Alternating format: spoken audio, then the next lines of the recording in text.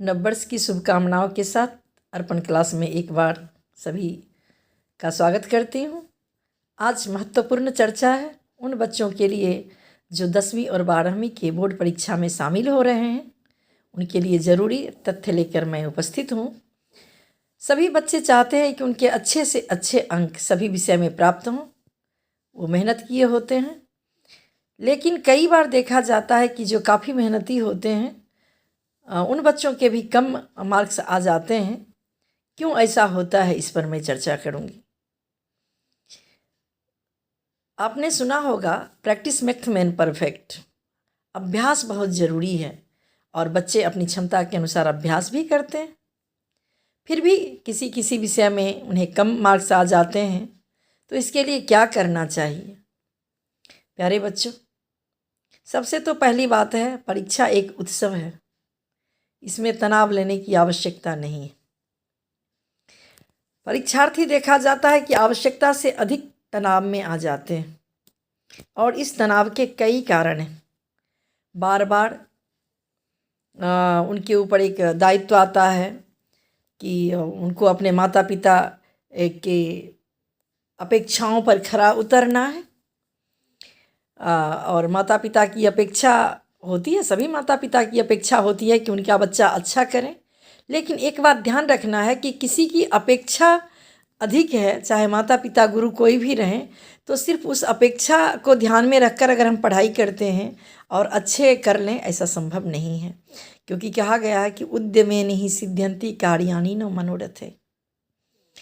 आपका उद्देश्य जितना बड़ा होगा उतना ही परिश्रम आपको करना होगा, और वह भी तनाव रहित हो करके।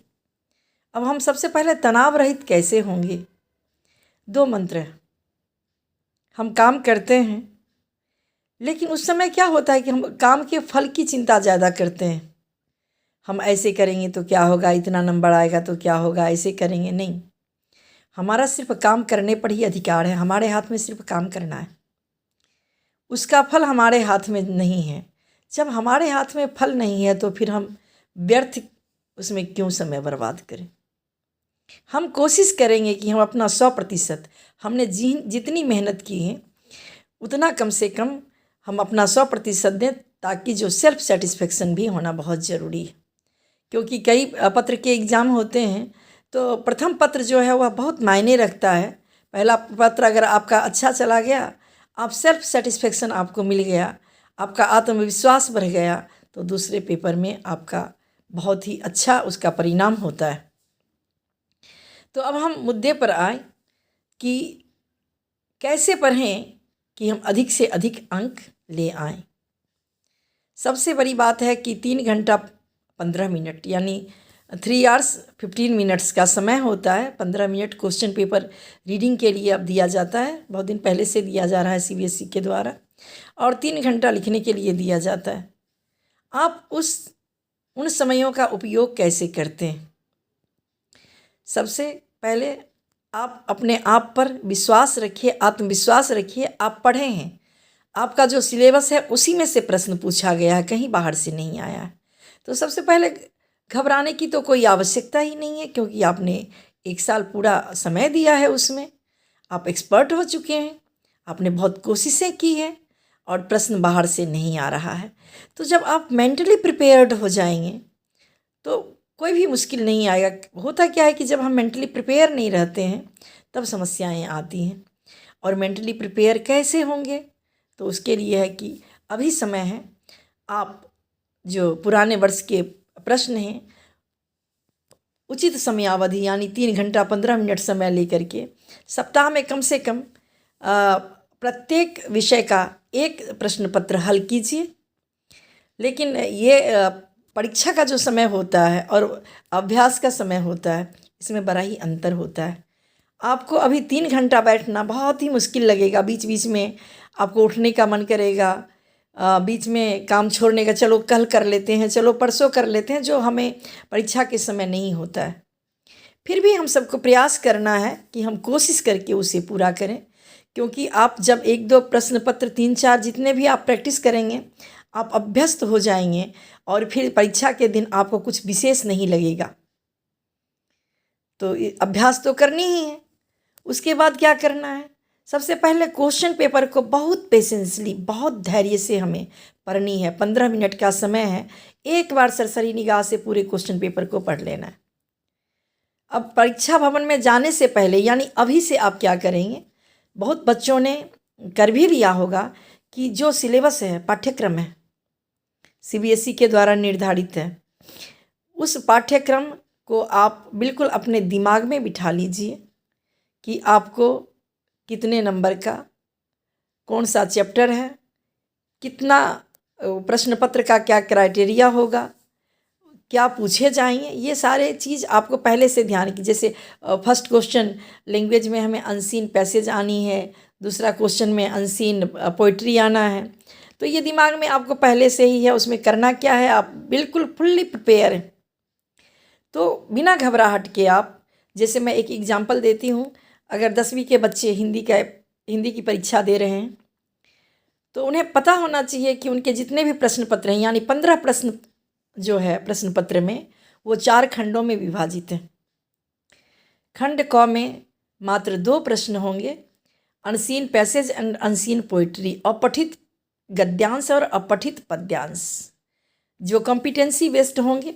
NEP 2020 में कॉम्पिटेंसी बेस्ड क्वेश्चन ही आते हैं, योग्यता आधारित।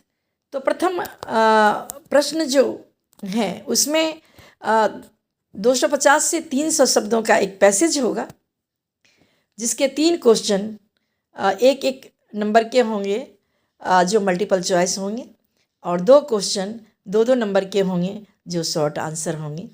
2 से 3 पंक्तियों में उसका आंसर आपको करना होगा। तो क्वेश्चन नंबर 1 में 7 मार्क्स, यानी फर्स्ट क्वेश्चन 7 मार्क्स को कैरी करेगा। अब हम प्रश्न संख्या 2 पर आते हैं।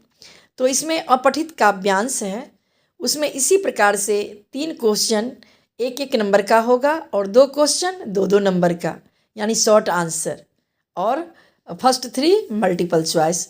तो 7-7 14 नंबर का खंड क में आपको उत्तर करने होंगे।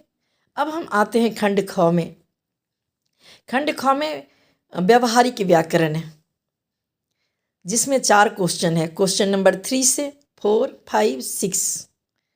क्वेश्चन नंबर 3 से शुरू होकर के 6 तक खंड ख में है, जिसमें आपको व्यवहारिक व्याकरण जो आपके सिलेबस में निर्धारित है, वाक्य, वाच्य, अलंकार और पद परिचय, इसमें से 4-4 नंबर के प्रश्न आपको पूछे जाएंगे।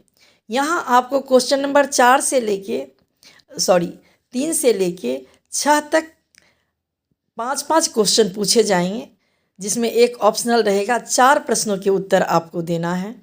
तो कुल मिलाकर के 3, 4, 5, 6, यानी 3, 4, 5, 6, इन 4 प्रश्नों में 16 प्रश्नों के उत्तर देने होंगे आपको, जो 1-1 नंबर का होगा। अर्थात क्वेश्चन नंबर 3 में 5 क्वेश्चन पूछे जाएंगे, जिसमें से 4 करने हैं। क्वेश्चन नंबर 4 में भी 5 क्वेश्चन पूछे जाएंगे, जिसमें से 4 करने हैं। क्वेश्चन नंबर 5 में भी 5 क्वेश्चन पूछे जाएंगे, जिसमें से आपको 4 करने हैं। और क्वेश्चन नंबर 6 में से भी 5 क्वेश्चन पूछे जाएंगे, जिसे 4 करने होंगे।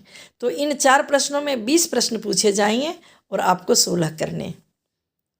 और 4 क्वेश्चन वाक्य से, 4 क्वेश्चन वाच्य से, 4 क्वेश्चन अलंकार से और 4 क्वेश्चन पद परिचय से। एकदम आपके दिमाग में ये चीज़ रहना है, और तब जा कर के आप परफेक्टली इस सेक्शन को पूरा कर सकते हैं, इस खंड को पूरा कर सकते हैं। तो प्यारे बच्चों, हमें अभी एक लैंग्वेज का पेपर, हिंदी का पेपर को के ऊपर चर्चा की। तो इसी तरह से आप सभी विषयवार समय निर्धारित कीजिए, और उसका विभाजन किस तरह से है, किस तरह से वर्गीकरण है, उसको ध्यान में रखकर अपने दिमाग में बिठाइए। बिल्कुल आपको यहाँ पर कंफ्यूज होने की बिल्कुल आवश्यकता नहीं है। वही प्रश्न पूछे जाएंगे जो आपने 1 साल पढ़ा है, और अपने आप पर आत्मविश्वास रखिए। फिर हम और चर्चा करेंगे, फिर मिलते हैं। और बिल्कुल मैं आपसे वादा करती हूँ कि आप बिल्कुल अपेक्षित मार्क्स प्राप्त करेंगे, अगर आप इस तरीके से अपनी योजना बनाएंगे, अपनी प्लानिंग करेंगे। फिर मैं इस कड़ी में मिलती हूँ दूसरे वीडियो में। तब तक के लिए नमस्कार।